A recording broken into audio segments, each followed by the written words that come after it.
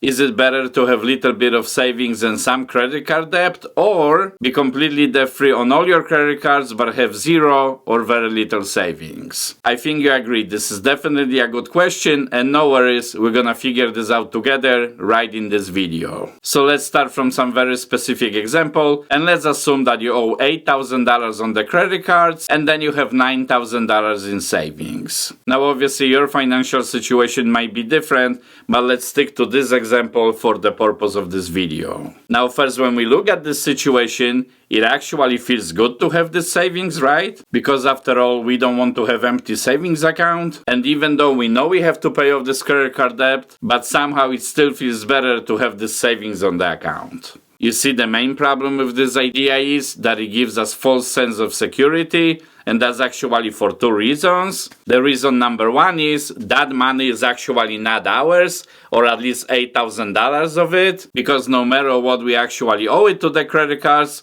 So at the end of this story, we're still gonna have to pay it off, right? So if you think about it, this money is on your savings account only temporarily. Now the second important reason or the problem with this idea is that by keeping this money on the savings account, we're actually losing money every single month, and that's every month until we finally pay off this credit card debt. So in other words, if you just pay the minimum on this $8,000 credit card, you will actually have to pay $146 monthly. That's in interest only, and that's assuming that the interest on that credit card is 22%, because it could be actually higher. So if you would pay off this debt, that's $146 that you can save extra monthly. I'm sure you will feel the difference, and your savings account will actually grow way faster. Now I know what you might be thinking, but Chris, this just leaves me $1,000 on my savings account.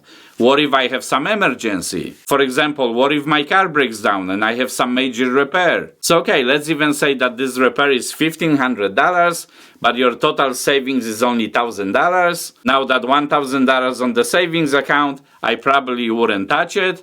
You always want to have some cash available. But even if you charge that car repair to your credit card, number one, you're gonna have anywhere between 2 to 5 weeks on average to pay this off, because that payment due will be on your next credit card billing cycle. So hopefully you can get the funds to pay that off before that happens. But even if for some reason you can pay that off in your next billing cycle, it's still better to pay the interest from the $1,500 than from $8,000. I think we can all agree with that. Another quick point I want to throw into this conversation is that I know some people like to look at the savings because that's the way they feel secure, but if you're actually debt-free, that credit card can also be your security. Because more than 98% of places you go to will actually accept the credit cards, especially the places that require larger purchases, like that car repair shop, for example.